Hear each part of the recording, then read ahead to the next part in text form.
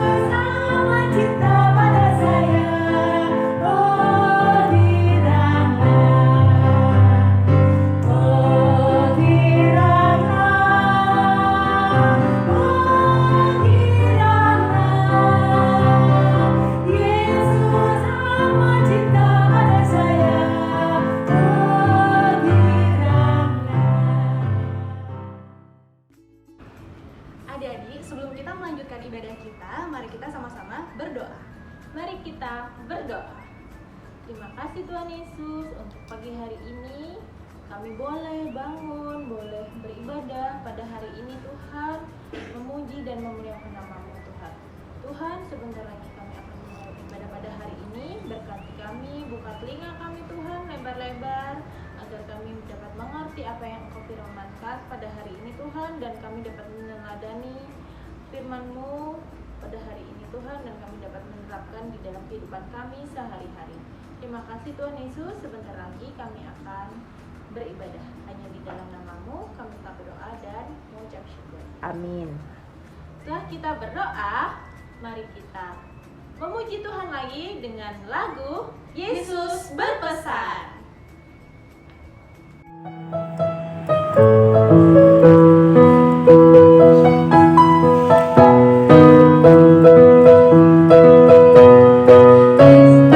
Yesus berpesan dalam malam-malam, kamu harus jadi lilin gemerlap. Anak masing-masing di sekitarnya, dalam dunia ini bersinarlah.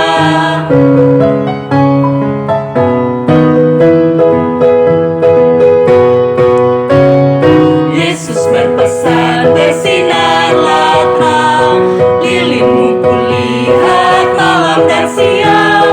Anak masing-masing di sekitarnya, untuk hormat Tuhan bersinarlah.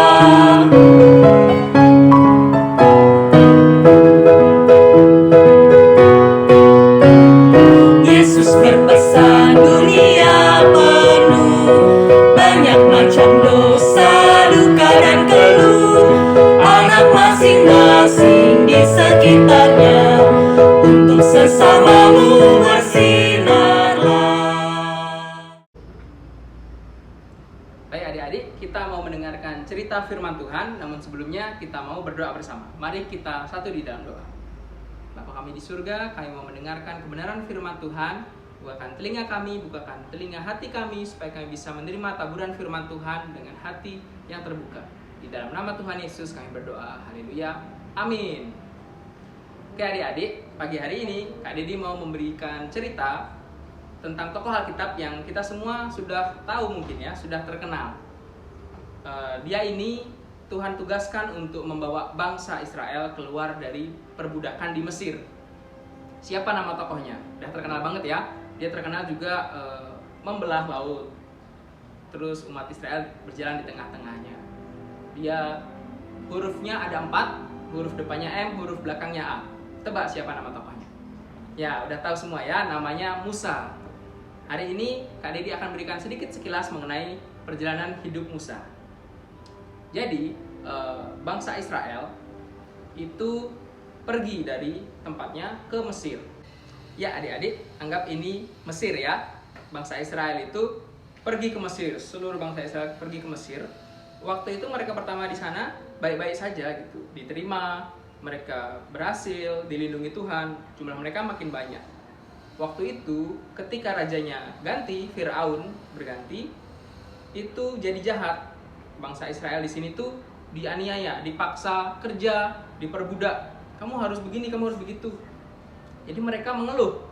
Mereka mengeluh, capek banget Tuhan, capek banget di sini, udah disuruh-suruh. Mungkin disuruh kerja dari pagi sampai malam seperti itu ya. Mereka banyak di Mesir dan mereka menderita selama 400 tahun. Lama banget adik-adik ya.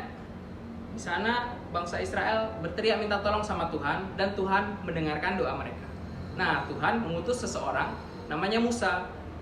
Musa waktu lahir dia di Mesir, dihanyutkan di Sungai Nil kalau kalian pernah dengar ceritanya, dan dia ditemukan sama putri raja. Dibesarkan, tapi dalam hatinya dia itu tidak nyaman tinggal di istana. Dia ingin menyelamatkan bangsanya keluar. Tapi setelah berlalu 80 tahun, baru Tuhan panggil Musa untuk datang kembali, ayo menyelamatkan bangsa Israel. Jadi Musa waktu usia 80 tahun, tugasnya itu pekerjaannya menggembalakan kambing domba. Jadi dia main sama kambing sama domba ya. Udah gak kepikiran nih untuk menyelamatkan Mesir, dia udah di luar. Suatu ketika di Gunung Horeb namanya, dia ngelihat kayak semak-semak tumbuhan terbakar gitu, tapi nggak terbakar ya, ada apinya tapi nggak kebakar gitu. Coba kalau adik-adik nemu pohon terus kebakaran, apinya besar tapi nggak kebakar gitu. Jadi ada api yang besar dan dari dalam api itu ada suara Tuhan. Hai Musa, ini aku Tuhan. Musanya kan kaget, kok dari semak-semak ini muncul suara Tuhan. Di sanalah Tuhan memanggil Musa untuk kembali ke Mesir. Dari pekerjaannya tadi dia gembala kambing domba ya. Tuhan panggil dia di usia 80 tahun balik ke Mesir. Kamu harus keluarin saudara-saudaramu di sana dari Mesir. Nah di sini Mesir udah sangat menderita ya, diperbudak tadi. Kita mau baca ayat firman Tuhannya di Keluaran pasal 3. Adik-adik yang ada Alkitab, kita buka Keluaran pasal 3 ayat yang ke-7 sampai yang ke-10. Adik dibacakan juga ya. Sudah dapat semuanya? Keluaran 3 ayat yang ke-7 sampai yang ke-10.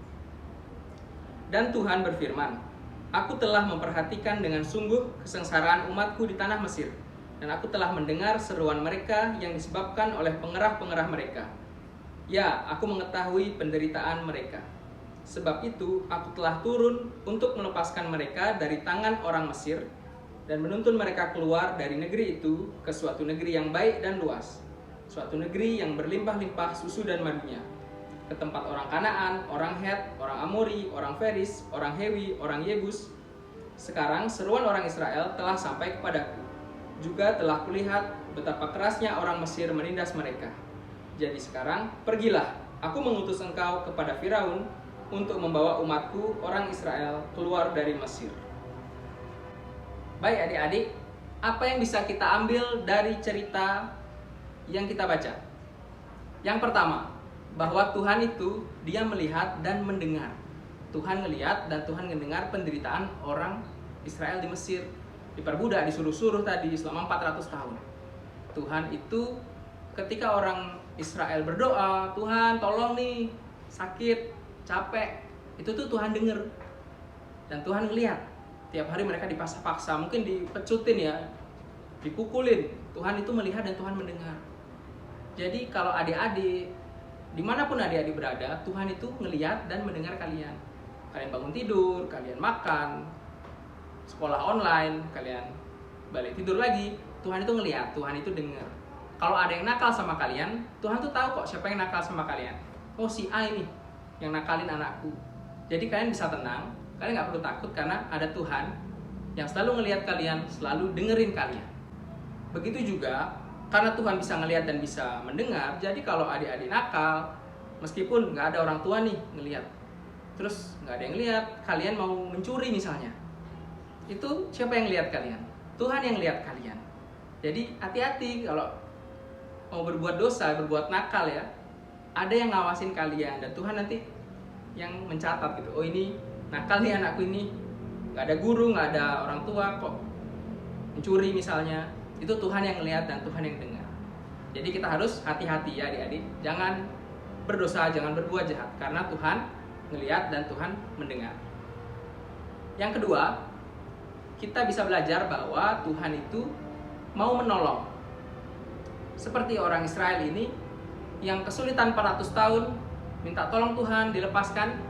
Tuhan berkata, Tuhan dengar, makanya dia perintahin Musa, ayo tolong umatku ke Mesir. Jadi Tuhan itu peduli sama masalah-masalah kita, sama kesulitan kita.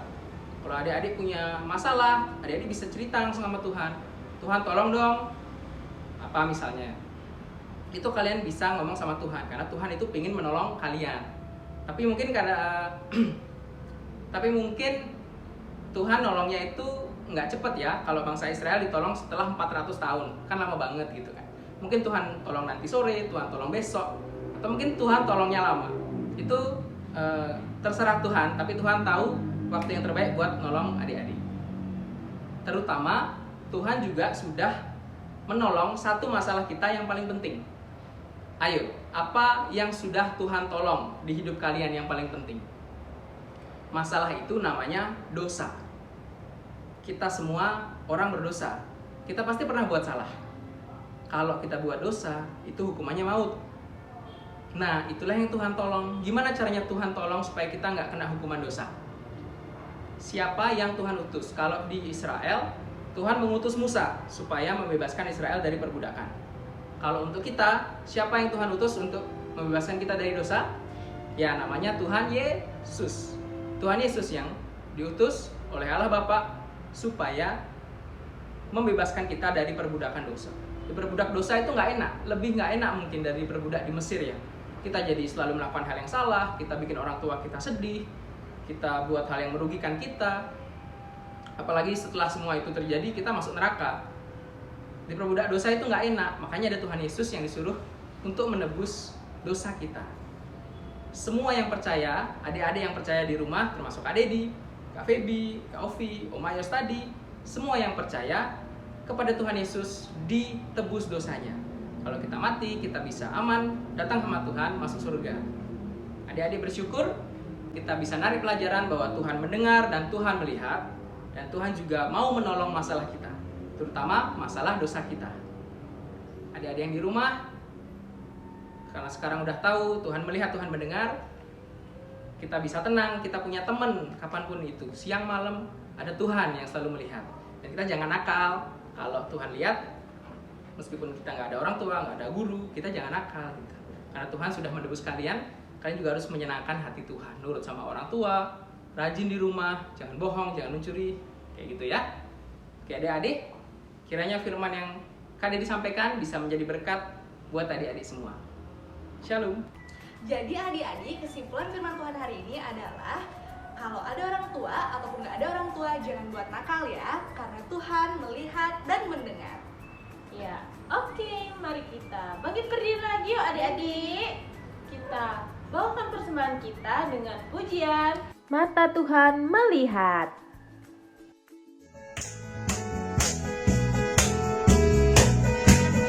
Ayo kita sama-sama memuji Tuhan.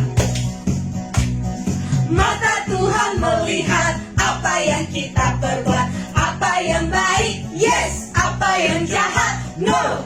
sebab itulah jangan berbuat jahat. Ingat, Tuhan melihat. Sekali lagi yuk semuanya. Mata Tuhan melihat apa yang kita perbuat, apa yang baik, yes, apa yang jahat, no. Oleh sebab itulah jangan berbuat jahat. Ingat, Tuhan melihat. Wah, langsung kita sama-sama dari lagu ini diingatkan bahwa Mata Tuhan melihat. Wah, kalau mata Tuhan melihat, kita harus hati-hati nggak dalam setiap apa yang kita lakukan? Harus. Hati-hati dalam menggunakan tangan. Hati-hati dalam berkata-kata ya. Berkata-kata juga bisa loh. Melihat juga Berhati-hati. dalam menggunakan kaki. Harus hati-hati juga. Yuk, sebab itu mari kita sama-sama nyanyi lagu ini. Hati-hati gunakan tanganmu. Tangan. Iya. Ayo musik, kita sama-sama memuji Tuhan lagi. Hati-hati gunakan tanganmu. Hati-hati gunakan tanganmu. Karena Bapa di surga melihat ke bawah. Hati-hati gunakan tanganmu. Hati-hati gunakan mulutmu. Hati-hati gunakan mulutmu.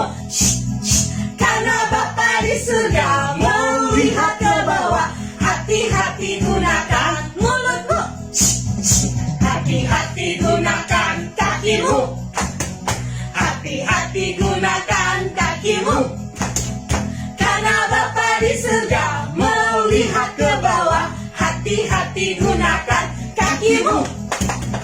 Hati-hati gunakan matamu. Hati-hati gunakan matamu. Karena Bapa di surga melihat ke bawah. Hati-hati gunakan. Karena Bapa di surga melihat ke bawah. Hati-hati gunakan matamu. Karena Bapa di surga melihat ke bawah. Hati-hati gunakan matamu. Adik-adik, mari kita satu di dalam doa. Kita mulai. Ya Tuhan, Bapa yang bertahta dalam kerajaan surga yang mulia, pagi ini kami datang kepadamu dengan segala puji syukur dan banyak terima kasih kami panjatkan kepadamu. Karena Tuhan Yesus sudah menjaga dan melindungi kami semua, sehingga kami selalu ada dalam keadaan selamat. Dan pagi ini Tuhan, kami mau berdoa bagi anak-anak kami, sekolah minggu, di dalam pergaulan mereka, di dalam sekolahan mereka. Tuhan mau memberkati mereka, jaga dan lindungi mereka. Begitu juga dengan orang tua mereka, Tuhan mau memberkati. Kami juga mau berdoa bagi gereja yang berada di Bali ini. Tuhan mau dengan segala jemaatnya berada di dalamnya. Tuhan memberkati kami semua supaya kami selalu menjadi terang untuk menerangi pulau Bali ini. Kami juga mau berdoa bagi guru-guru sekolah minggu. Tuhan memberkati kami supaya kami lebih hikmat dalam mengajar anak-anak kami. Terima kasih Bapak. Dan pagi ini juga kami mau berdoa. Kami sudah mengumpulkan berkat. Tuhan memberkatinya supaya dapat mempergunakannya untuk pelebaran di dunia ini. Terima kasih Bapak. Inilah doa kami yang kami panjatkan kepadamu. Kami mohon Tuhan sambut dan terima serta sempurnakan akan doa kami ini. Karena kami naikkan doa kami ini kepadamu bukan dengan nama lain, tapi hanya dalam nama Yesus Kristus Tuhan dan Juru Selamat kami yang sudah mengajar kami berdoa. Bapa kami yang di sorga, dikuduskanlah namamu. Datanglah kerajaanmu, jadilah kehendakmu di bumi seperti di surga. Berikanlah kami pada hari ini makanan kami yang secukupnya. Dan ampunilah kami akan segala kesalahan kami, seperti kami juga mengampuni orang yang bersalah kepada kami. Dan janganlah membawa kami ke dalam pencobaan, tapi lepaskanlah kami daripada yang jahat. Karena Engkaulah yang punya kerajaan dan kuasa dan kemuliaan sampai selama-lamanya. Amin. Adik-adik, masih semangat semuanya? Masih dong Kak. Ayo, kita bangkit berdiri lagi. Kita nyanyikan satu pujian lagi dengan 'Kerja buat Tuhan selalu manis'.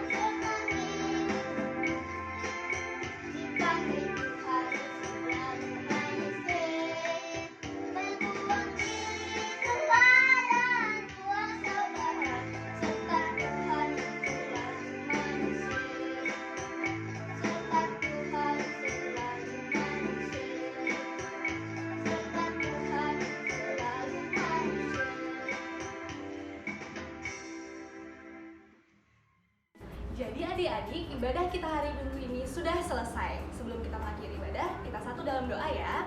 Mari kita berdoa.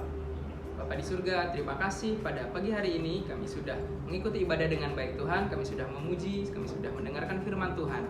Kiranya kami Tuhan, anak-anak sekolah minggu Tuhan, dan orang tua di rumah diberkati Tuhan di dalam keseharian kami, dalam studi kami, di dalam rumah kami, di dalam pergaulan kami Tuhan, biar kami bisa melaksanakan semua firman Tuhan dengan baik. Terima kasih ya Bapa, di dalam nama Yesus kami sudah berdoa. Haleluya, amin. Nah, ibadah pada hari ini sudah selesai. Sampai jumpa minggu depan. Shalom.